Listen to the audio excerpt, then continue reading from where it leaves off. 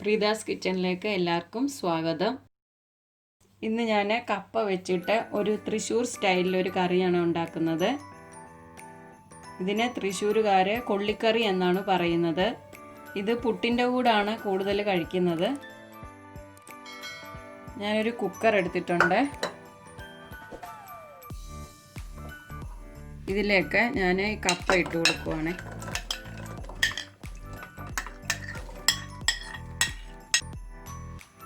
ഇതിലേക്ക് ഞാൻ ചെറിയ ഉള്ളിയാണ് എടുത്തേക്കുന്നത്. ഒരു ചെറിയൊരു സവാള എടുത്താലും മതി. ഇതിൻ്റെ കൂടെ ചെറിയൊരു കഷ്ണം ഇഞ്ചിയും 4 പച്ചമുളകും ചെറുതായി അരിഞ്ഞത്. ഇതിലേക്ക് ഞാൻ കുറച്ച് മഞ്ഞൾപ്പൊടി, ഒരു 1/4 ടീസ്പൂൺ കാണും.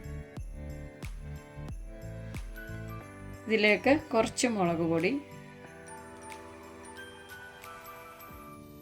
ആവശ്യത്തിന് ഉപ്പൂടെ ചേർത്ത് ഇതെല്ലാം കൂടെ നന്നായിട്ട് ഇളക്കണം. ഇതിൻ്റെ കൂടെ കുറച്ച് കറിവേപ്പിലയും കൂടി ഇടുക. ഇനി നമുക്ക് ഇതെല്ലാം കൂടെ ഒന്ന് ഇളക്കി കൊടുക്കാം.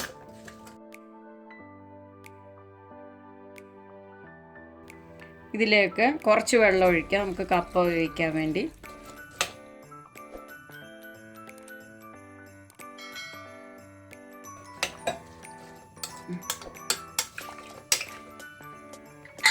ഇനി നമുക്കിതൊന്ന് ഈ കുക്കർ ഒന്ന് അടച്ച് വെച്ച് ഒരു 2 വിസിൽ ഒന്ന് വേവിച്ചെടുക്കാം. 2 വിസിൽ അടുപ്പിച്ച്.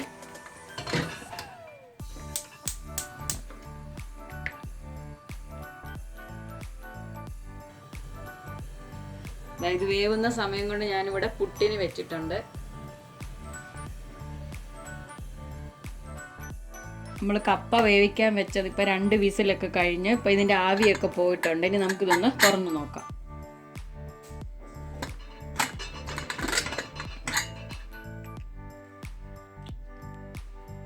ഈ കപ്പ ഇപ്പം ഒക്കെ നന്നായിട്ട് വെന്തിട്ടുണ്ട്. ഇനി നമുക്ക് ഇതിലേക്ക് കുറച്ച് തേങ്ങാപ്പാൽ ഒഴിച്ചു കൊടുക്കാം. ഇതൊന്ന് ഇളക്കി കൊടുക്കാം.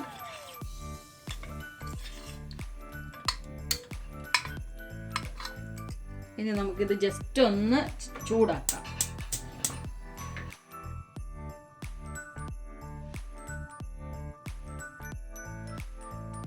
ഇതിപ്പോൾ നമ്മുടെ കപ്പയൊക്കെ ഒന്ന് തിളച്ചിട്ടുണ്ട്. ഇനി നമുക്കിത് തീ ഒന്ന് ഓഫ് ചെയ്യാം.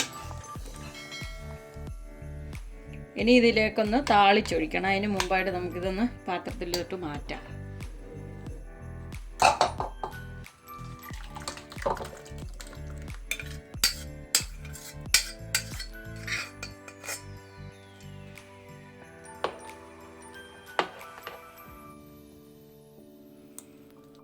താളിക്കാൻ വേണ്ടി ഞാനൊരു ചെറിയ പാത്രം വെച്ചിട്ടുണ്ട്. ഇനി ഇതിനകത്തോട്ട് വെളിച്ചെണ്ണ ഒഴിച്ചു കൊടുക്കാം. ഇതിലേക്ക് കുറച്ച് കടുക് ഇടുക.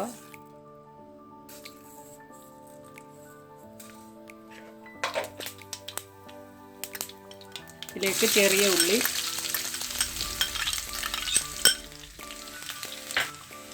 രണ്ട് വറ്റൽമുളക്, കൂടെ കറിവേപ്പില,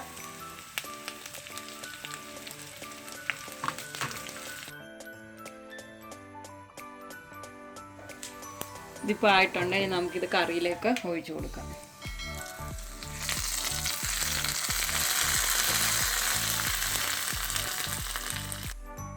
അങ്ങനെ നമ്മുടെ കപ്പക്കറി അല്ലെങ്കിൽ കൊള്ളിക്കറി ഇവിടെ റെഡി ആയിട്ടുണ്ട് പുട്ടിൻ്റെ കൂടെ കഴിക്കാൻ. ഞാനിതൊന്ന് ടേസ്റ്റ് ചെയ്ത് നോക്കട്ടെ.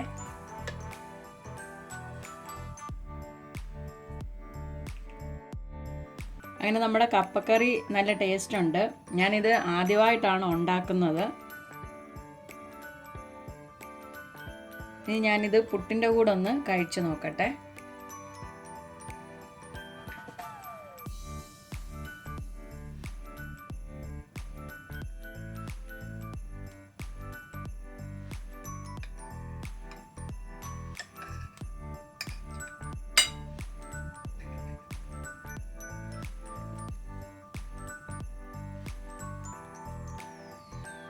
എനിക്കിഷ്ടപ്പെട്ടു, നല്ല ടേസ്റ്റ് ഉണ്ട്. ഞാനിത് ഫസ്റ്റ് ടൈമാണ് കഴിക്കുന്നത് തന്നെ.